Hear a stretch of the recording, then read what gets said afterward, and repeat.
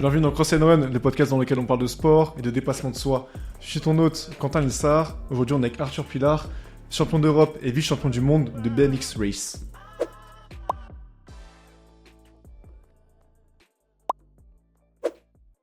What's up les boys, j'espère que ça va. Salut Arthur. Salut Quentin. Comment tu vas?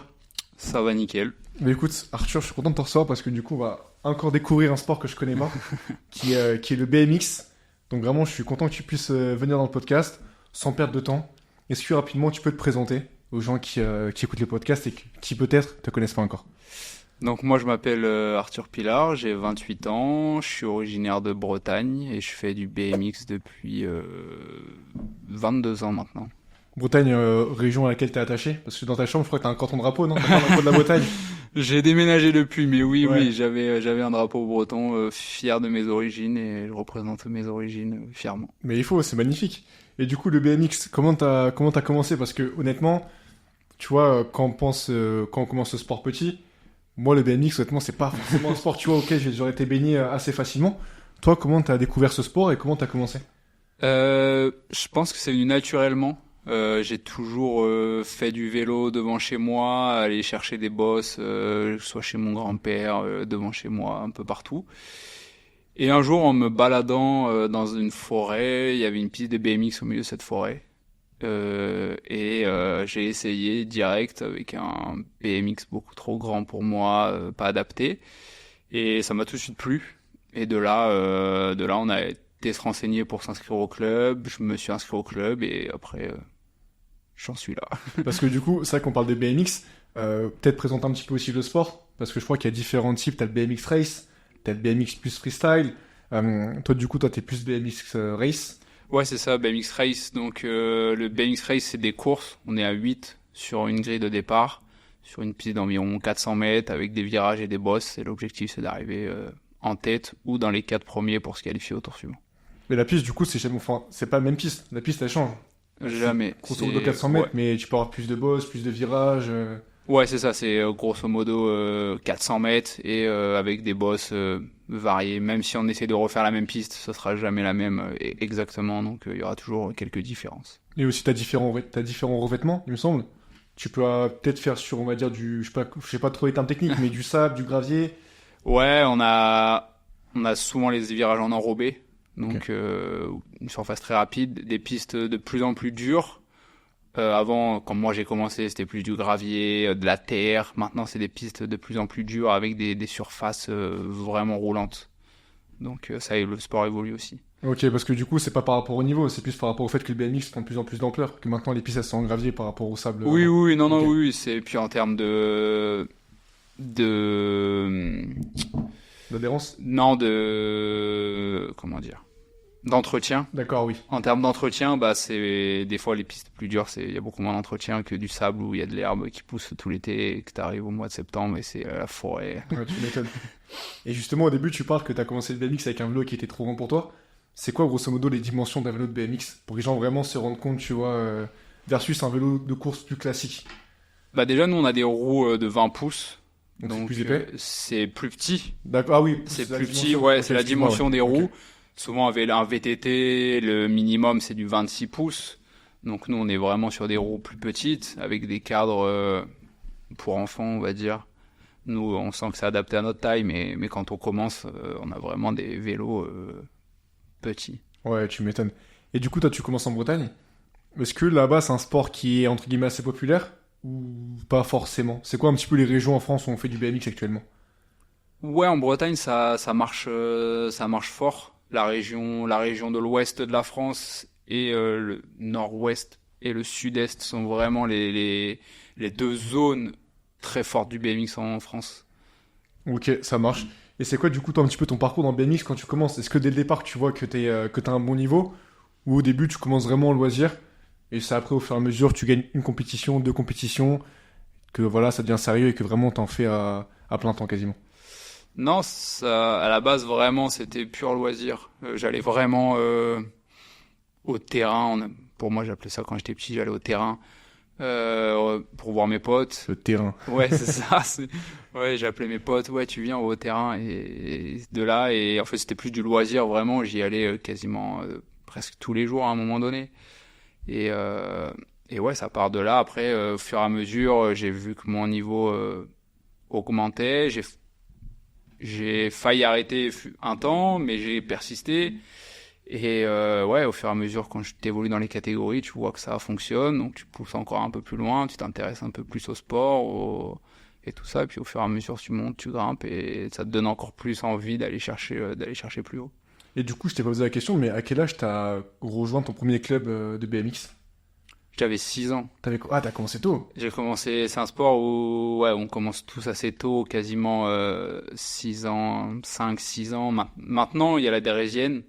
Je sais pas si tu vois. Je sais pas du tout ce que c'est, vas-y, explique-moi. C'est les vélos pour enfants où ils ont pas de pédale, où ils poussent sur Ah leurs oui, jambes. oui, je vois très bien. Et bah ça, moi j'avais pas ça à l'époque, mais maintenant du coup tu peux intégrer un club à 3 ans. Donc Ouais, parce qu'au départ, t'as raison, en fait, toi t'avais 6 ans, mais à Ouais. 6 ans, du coup, tu faisais du vélo déjà ou tu commençais ouais, avec du vélo? je savais. Ah ouais, t'as commencé super, ouais, t'étais quand même précoce. Ouais, j'ai fait du vélo assez tôt quand Ouais. même et je me sentais à l'aise sur un vélo directement. Mais quand tu commences, comment ça se passe? Parce que, enfin, j'imagine qu'on va pas te lancer sur une piste directement. C'est quoi un peu les évolutions avant d'arriver sur piste vraiment et faire des courses? Ouais, après, moi, à l'époque où j'ai commencé, les pistes, c'était vraiment tranquille. Il n'y avait pas déjà le départ à 8 mètres qu'on a actuellement. C'était vraiment simple. Des bosses pas très dures. Du coup, on a évolué, j'ai évolué rapidement. J'ai eu la chance d'avoir des gens plus grands que moi qui me poussaient, du coup, je les voyais faire. Moi aussi, j'avais envie de faire, mais j'avais 2-3 ans de moins qu'eux. Du coup, c'est ça aussi, je pense, qui m'a aidé à être précoce dans ce sport. Mais du coup, en 2015, je me suis noté que t'as remporté le championnat des côtes d'Armor Elite. C'est pas ça, non? Si, mais c'était, ouais. C'était pas, dis-moi si j'ai fait une bêtise, hein. Non. Mais est-ce que, pour moi, de ce que j'ai compris, c'est un peu ça qui t'a lancé dans ta carrière? Est-ce que je me suis trompé ou est-ce que c'était un petit peu... Non, du Bah, tout. dis-moi alors. Donc ouais, je suis arrivé en élite en 2015. Ouais, ok. 2014, j'étais junior. Je fais vice-champion de France junior. Donc déjà là, tu commences à te dire, ok, je commence à bien rouler. Potentiellement, arriver en élite, je vais voir un peu ce que ça donne. Et de là, j'ai fait une bonne saison élite avec peut-être une ou deux finales sur le circuit national. Et ouais, de là, ça m'a motivé du coup, parce que la première année élite est très dure. Le gap entre junior et élite est très très élevé.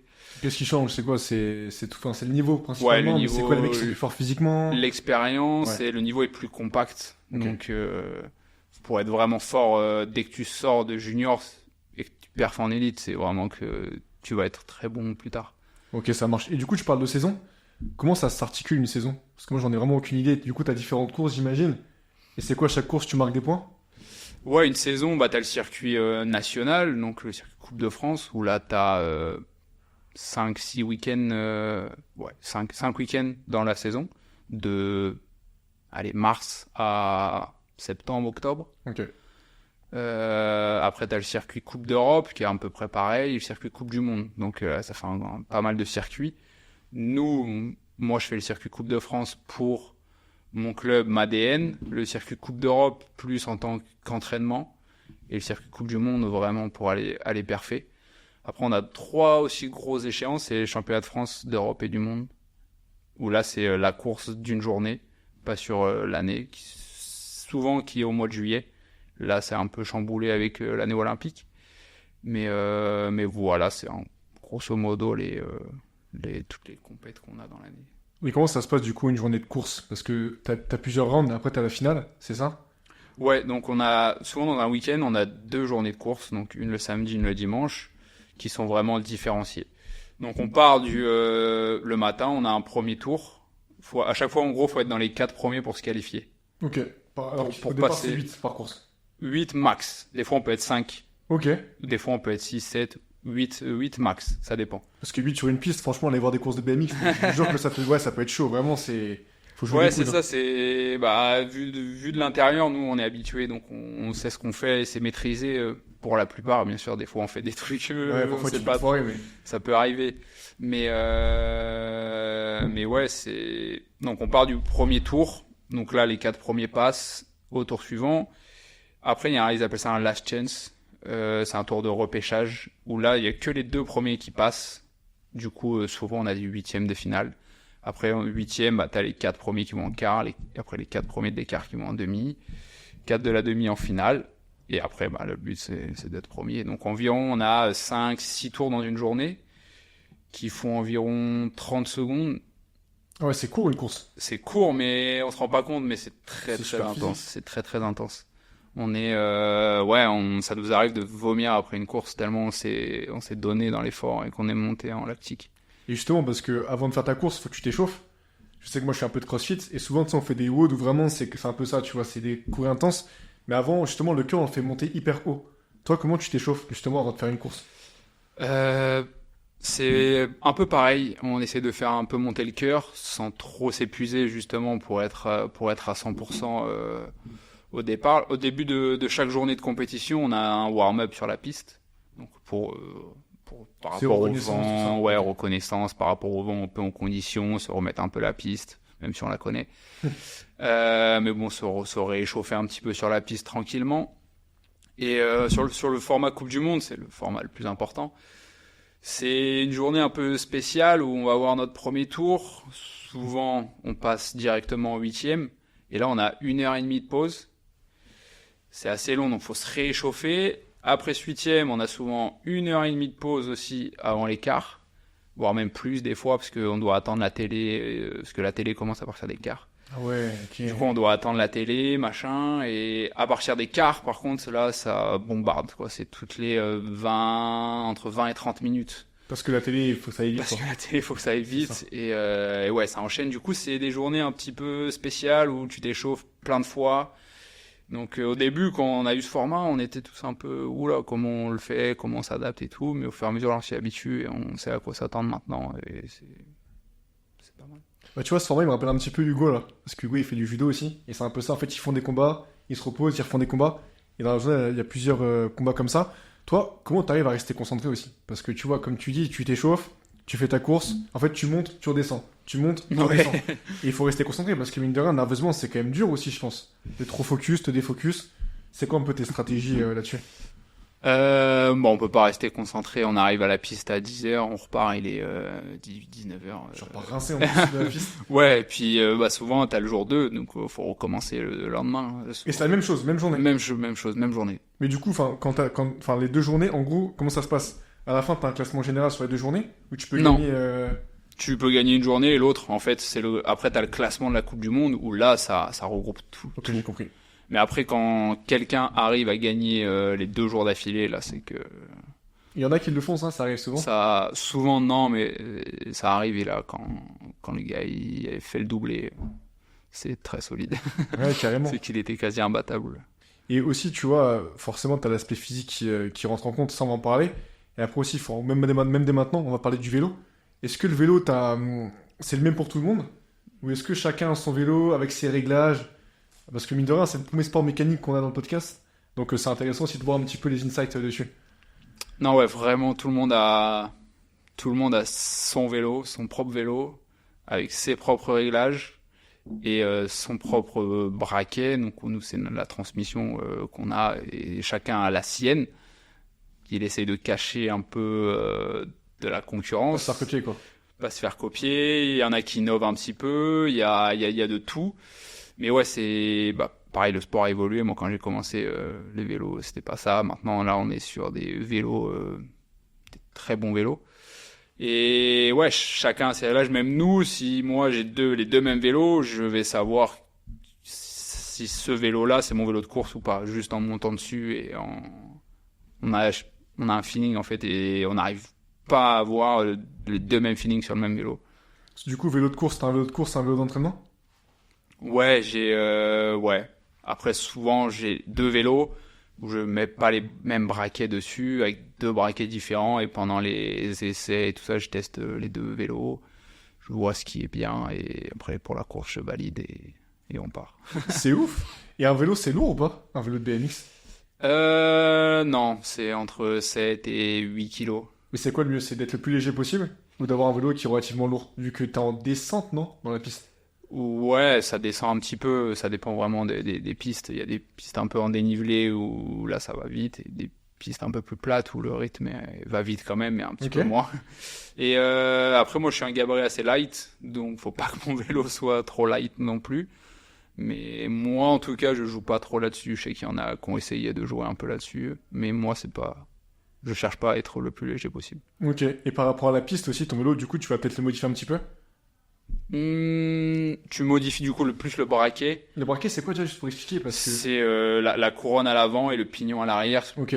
La force, on va dire, de pédalage que tu as quand tu es sur ton VTT, que tu changes les vitesses. Là, t'as qu'une vitesse, toi. Nous, on a qu'une vitesse, Ah, t'as du coup, qu'une c'est vitesse. pour ça, on peut pas changer. Putain, et du coup, la vitesse, c'est. Je sais pas si on s'en rend compte, mais quand tu pédales, du coup, t'es en. C'est dur quand même de pédaler un VTT? Un BMX, Ah pardon? non, justement, c'est facile. Ah ouais? Ouais, comparé à ouais, bah après, ça dépend. Si on dit à un routier de monter un col avec ce braquet, il va trouver ça bah, dur. c'est sûr, ouais, tu m'étonnes. Mais si tu lui demandes de faire un sprint à l'arrivée, il va trouver ça facile. Donc nous, ouais, c'est ça qui est compliqué à trouver, c'est d'avoir le juste milieu entre partir bien, mais du coup le tenir dans le temps. Parce que bah, si t'as gros, du coup tu vas moins bien partir, mais après tu vas aller plus vite, sauf que les autres ils t'auront serré. Et sauf que si tu pars vite, mais du coup qu'après t'es un peu en pédalant à smoule, bah les autres ils vont te rattraper et c'est toi qui vas te faire resserrer après. Donc il y a, ouais, En fait, c'est hyper stratégique et hyper technique. c'est vite un casse-tête. Ouais, tu m'étonnes. C'est vite un casse-tête. Et ta course qui dure 30 secondes, même si on sait que 30 secondes, franchement, faites à son rythme, je pense qu'à la fin, ouais, tu vomis. Moi, je pense que déjà, je m'évanouis ou je tombe avant sur la piste, vu comment c'est dur. Est-ce que t'as une stratégie? Est-ce que tu te dis, je sais pas, par rapport à la piste, je sais mes points forts, peut-être que toi, tu pars très bien, apparemment, de ce que j'ai compris. Donc, est-ce que toi, tu te dis, au départ, j'y vais à fond, et après, c'est sauf qui peut? Est-ce que t'as un peu une strat, un plan de course? Ou ça va tellement vite que t'as pas le temps de te faire un plan de course? Non, il n'y a pas de plan de course à avoir. Le plan, il va être au départ plus de savoir quel couloir je vais prendre. Ah, tu choisis ton couloir au départ? Ouais, en fait, t'as une start list en fonction, en tout cas sur les Coupes du Monde, en fonction du tour d'avant, du temps que t'as fait sur le tour d'avant. Donc ils prennent tous les temps et ils remixent les courses. Et après, ils te font la start list comme ça. Du coup, plus t'es haut, plus tu commences au début, mieux t'as fait un meilleur temps. Et du coup, ouais, au début, bah, quand t'es choisi premier, tu as la place que tu veux, quoi, si tu veux. C'est quoi, du coup, la meilleure place? Imagine, t'as un virage qui est à gauche. Ça dépend des gens?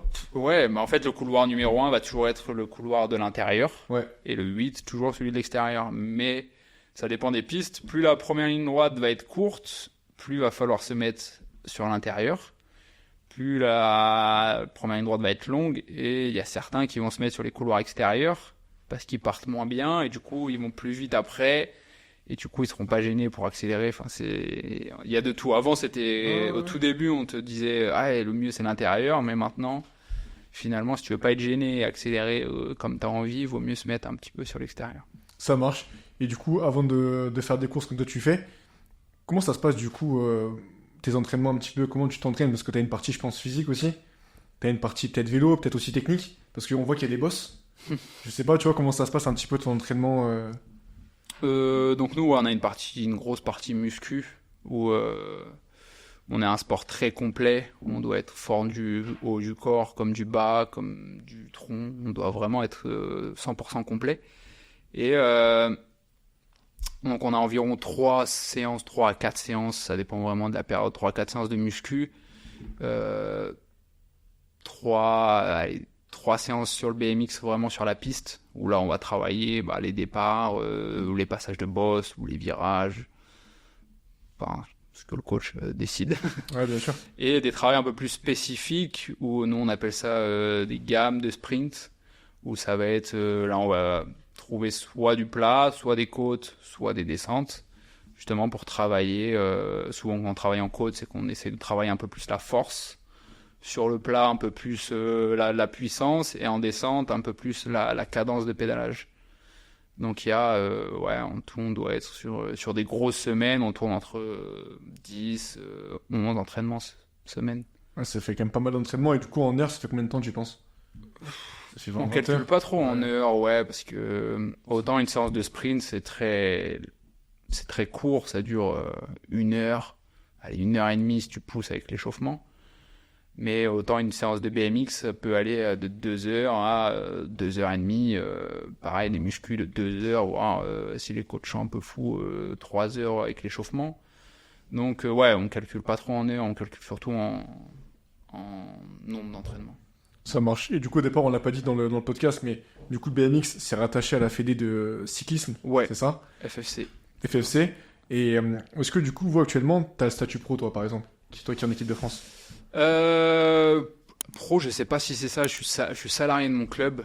D'accord. En gros, l'ANS, donc l'Agence nationale du sport français, a mis des aides en place, ça va faire quoi, 3-4 ans, pour aider justement les clubs à salarier leurs pilotes.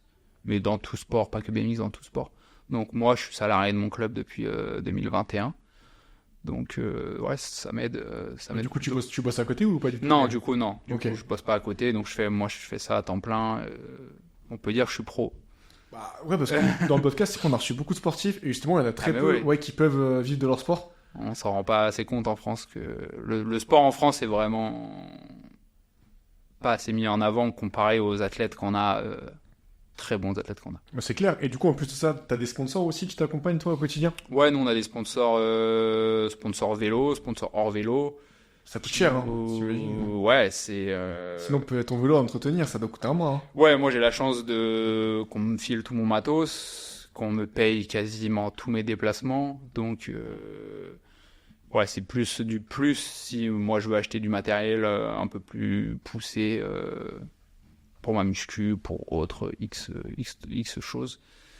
Donc ouais, il y a pas mal de sponsors qui aident et ça c'est pas mal.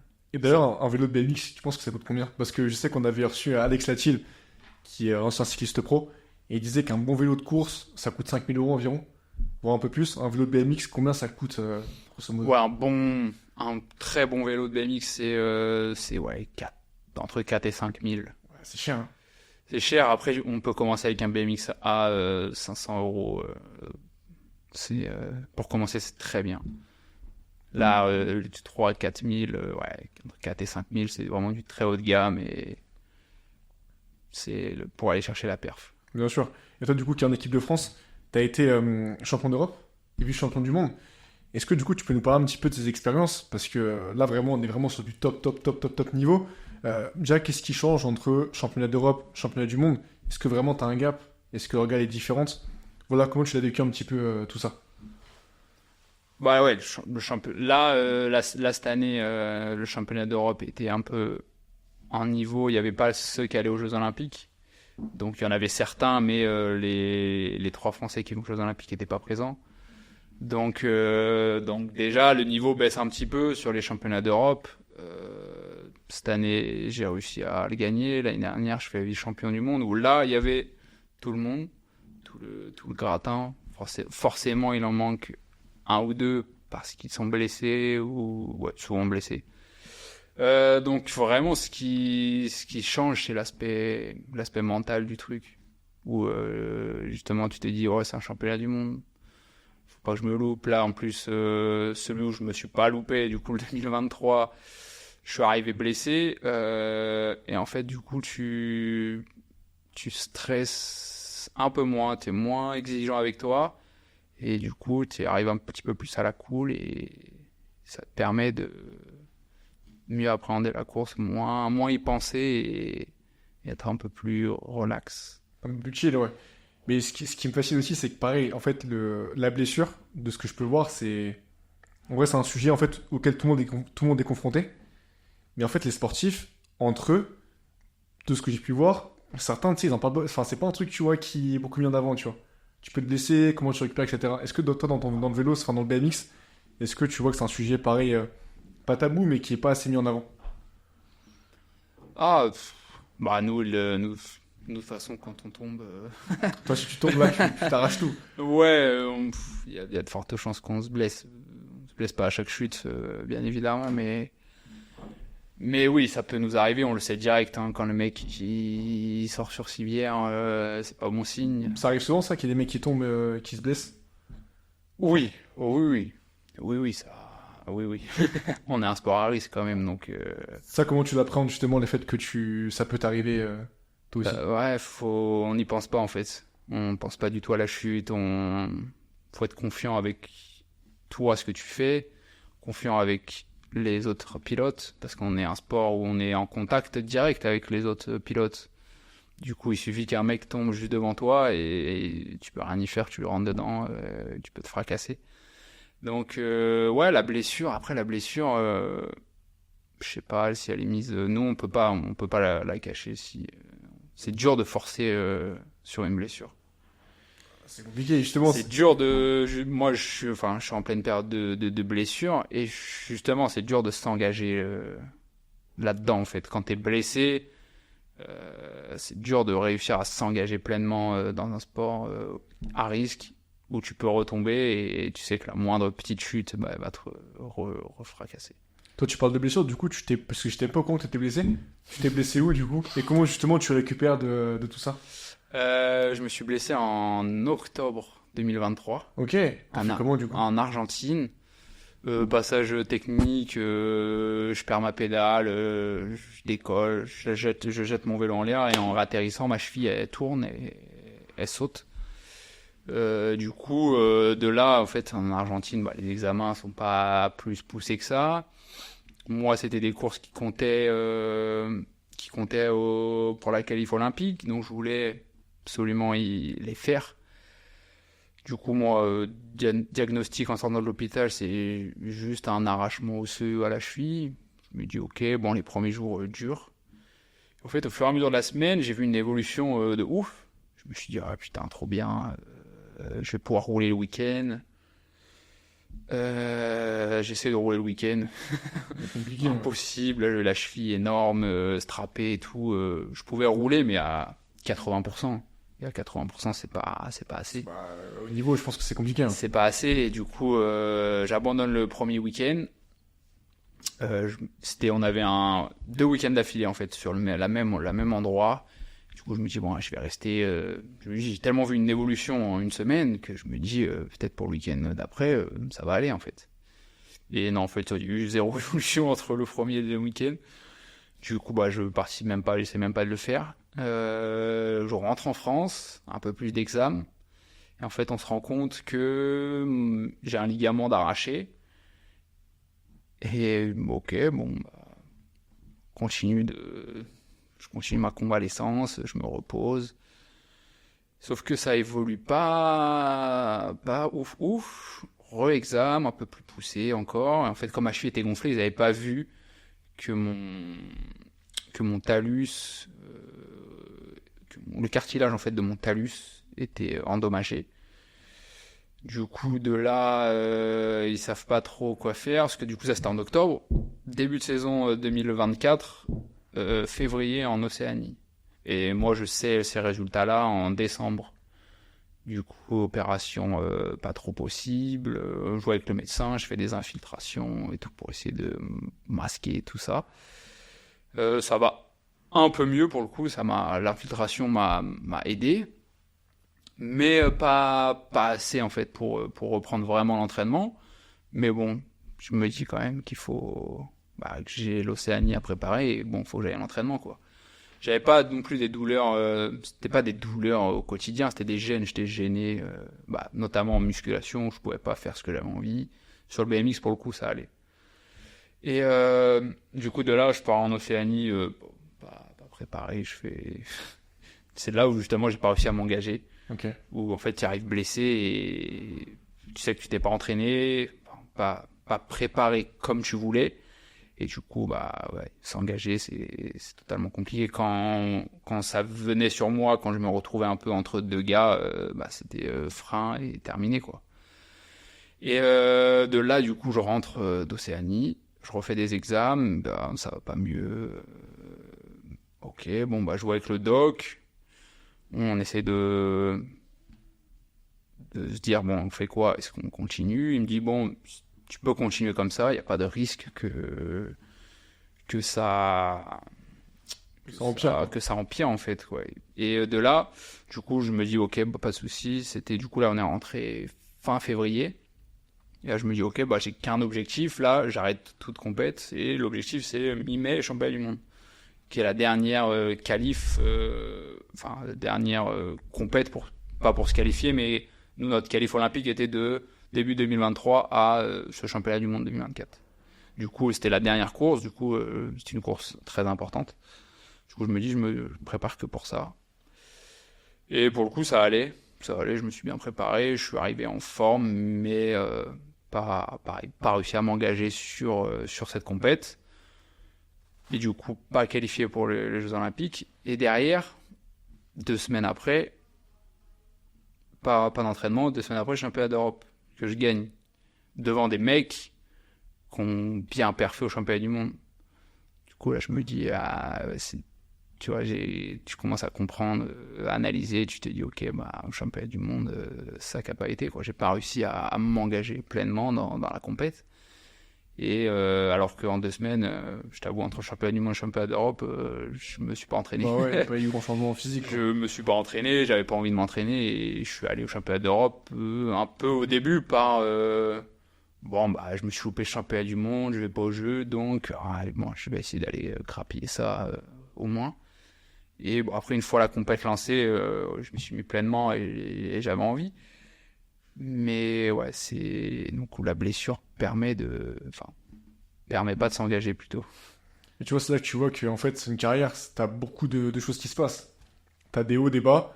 Et pareil, c'est là qu'on voit qu'en fait, ceux qui vont y jouer, en vrai, tu vois, le chemin, enfin, c'est un truc de fou pour y aller. Ah bah oui. Le chemin, il est semé d'embûches. Quand hier, on en parlait avec Kelly Conky, qui a fait les JO de Rio en 2016. Et vraiment, il te raconte, En fait, on s'en rend pas compte, je pense, mais... Bah non, parce que nous, on essaie de pas... Enfin, moi, en tout cas, ma blessure, je l'ai pas... Ils savent que je m'étais blessé à la cheville, mais ils savent pas comment ça a évolué. Je parle avec certains athlètes français avec qui je m'entends super bien. Et bon, ils demandent 2-3 nouvelles, tu leur dis vaguement ce qui va, mais tu rentres pas vraiment dans les détails parce que c'est certes des amis à toi, mais aussi une fois que c'est sur la piste, c'est des concurrents, quoi. Des concurrents, donc t'essayes de pas trop dévoiler ça. Ouais, c'est marrant parce que j'aime bien ce côté un petit peu, tu vois, c'est ton pote, mais après sur la piste, on n'est pas là pour. Enfin, tu vois, t'es là pour gagner. Ouais, c'est un aspect comme l'aspect un peu technique du vélo où t'essayes, même si c'est ton pote, tu vas pas lui dire comment régler ton vélo ou ton braquet, machin. Tu gardes ça pour toi. Après, si lui, il va vérifier, il peut aller vérifier, quoi. Ouais, c'est clair. Et du coup, depuis que tu as été, là c'est un petit peu une transition, mais depuis que tu as été du coup champion d'Europe et vice-champion du monde, est-ce que ton statut il a changé quand même? Est-ce que tu vois que les gens ils te regardent un peu différemment? Ils ont peur quand ils voient Arthur Pilar dans la starting green. Starting green, je sais pas comment tu dis. Ouais, dans le départ, mais ouais, je sais pas si... Avant ça, j'avais déjà performé, j'avais déjà fait des podiums en Coupe du Monde, mais sur les championnats du monde, j'avais pas réussi à performer. J'avais fait 2 finales, donc des finales pour nous en championnat du monde, c'est énorme, c'est bien. Et là, c'était ma 3e finale d'affilée, donc 3 ans d'affilée, je suis en finale, et je suis arrivé blessé, je m'étais cassé des côtes. Putain, c'est ouf, hein. Et pareil, du coup, moi, au moment où le championnat du monde, les côtes étaient plus cassées. Mais bon, j'ai pas eu la meilleure prépa avant. Mais en fait, tu te rends compte que même pas préparé, tu t'es préparé avant pour la saison et en fait, tu arrives, t'es prêt. Donc, ouais. Juste pour expliquer, parce qu'on en a parlé un petit peu, mais en fait, quand t'es dans ta course, vraiment parce qu'au début, on a parlé un petit peu, enfin, c'était vague comme on en a parlé, mais c'est vraiment physique quand même ce sport. Tout à l'heure, tu disais que quand t'as eu 2 mecs qui entre guillemets, t'es rentré dedans, t'osais pas trop, tu freinais un peu, tu vois. En fait, à quel point, du coup, parfois, tu vois, tu peux toucher les autres. Enfin, une course, comment ça se passe concrètement? Enfin, tu vois, vraiment, fais-nous une course, tu vois. Déjà, t'es au départ, donc t'es à côté de 8 gars. Enfin, 7 gars, du coup, parce que... Il y a toi. Et en fait, tu sais que les mecs, tu sais déjà qui démarre bien, qui démarre un peu moins bien. Tu sais qui, sur la piste, est un peu fouine, tu vois. Et en fait, de là, une fois que t'es dans la course, c'est du pilotage à l'instinct. Tu peux pas, en fait, tu vas avoir 10 courses, tu vas mettre les 10 fois les mêmes gars sur la grille, tu auras 10 résultats différents. Quasiment. Et en fait, c'est vraiment, chaque course est unique, et en fait, tu pilotes à l'instinct, parce que autant le mec à ta droite va louper son départ, et du coup, toi, tu vas être mieux, autant toi, tu vas louper ton départ, du coup, tu vas être derrière. Et après, tu essaies de faire ta trajectoire, tu essaies de te faufiler, ou si tu es devant, tu essaies de te focus sur toi, de pas te louper, de prendre les bonnes trajectoires. Moi, je préfère être devant et faire ma route que être derrière et me faufiler. Ça, c'est pilotage que j'aime pas. Ou je sais que si je suis derrière, ça va risque d'être compliqué. Et justement, vu qu'une course est tellement rapide, est-ce que tu as le temps un petit peu de comprendre ce qui se passe ou c'est vraiment après que tu refais ta course dans la tête? Les deux. En fait, les deux, c'est là que tu te rends compte qu'en fait, en une fraction de seconde, tu peux penser et réfléchir à une vitesse folle. Mais réussir à prendre des bonnes décisions en une fraction de seconde, ça c'est soit inné, soit travaillé. Mais bon, quand c'est inné, tu n'as pas besoin trop de le travailler. Ça vient c'est plus fluide. Après, ouais, on essaie d'analyser beaucoup aussi avant aussi et après surtout pour voir qu'est-ce que là j'aurais pu mieux faire pour passer ce tour ou aller chercher la victoire et après pour essayer sur la prochaine course de pas faire cette erreur ou de justement réussir à doubler les gars devant toi. Il y a pas mal d'analyses à faire. Et du coup, tes courses, est-ce que tu les regardes un petit peu toi en replay pour te dire là j'ai fait ça bien? Est-ce que tu as une partie un peu vidéo, etc. Ouais. Nous, en équipe de France, on a toujours un gars en tribune qui est dédié à ça, qui filme en fait, et en fait, on a un site où il nous balance toutes les vidéos, on les a quasiment en direct. Du coup, après, on regarde, on analyse. Si on a envie, on n'est pas obligé de regarder. Je regarde pas toutes mes courses. Ouais.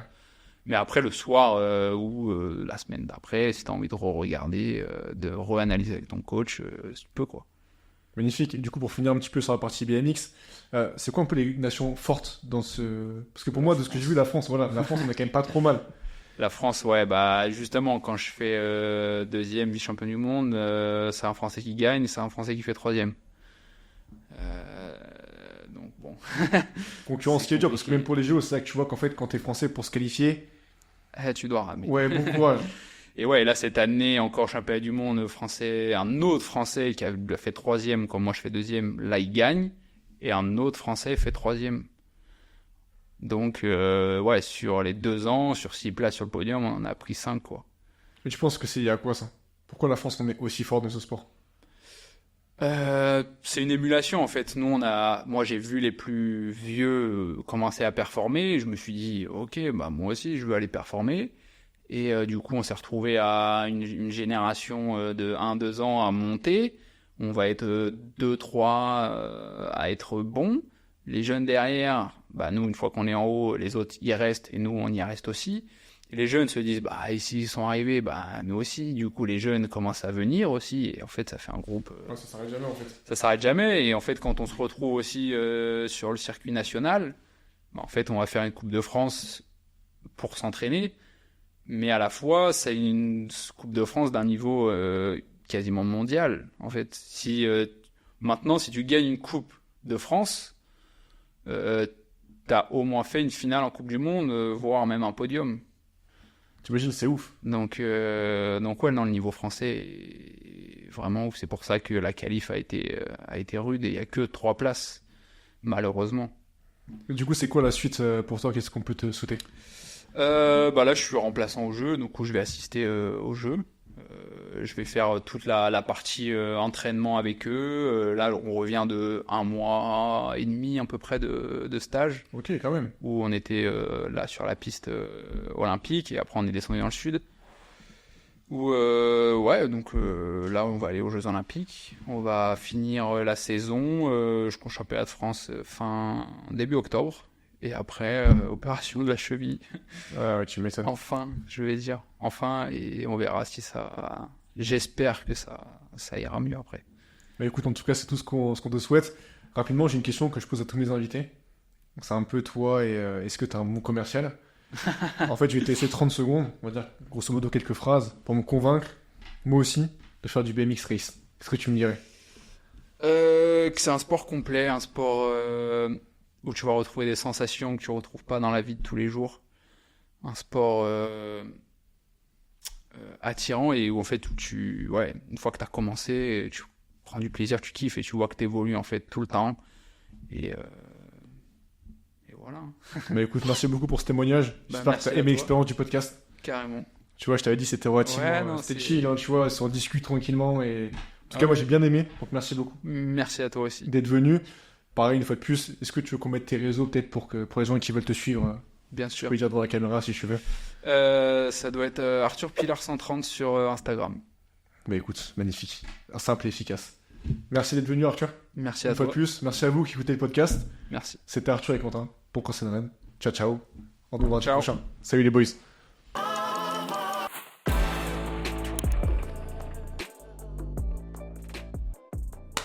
C'est la fin de ce podcast, t'es triste, moi aussi. Reste encore un petit peu, j'ai une annonce à te faire. Maintenant, on est partenaire avec Nutrimuscle, entreprise française de compléments alimentaires. En utilisant le code CNR10, t'as 10% de remise des 50 € d'achat. Quant à moi, je te dis rendez-vous mardi prochain. Prends soin de toi, ciao ciao.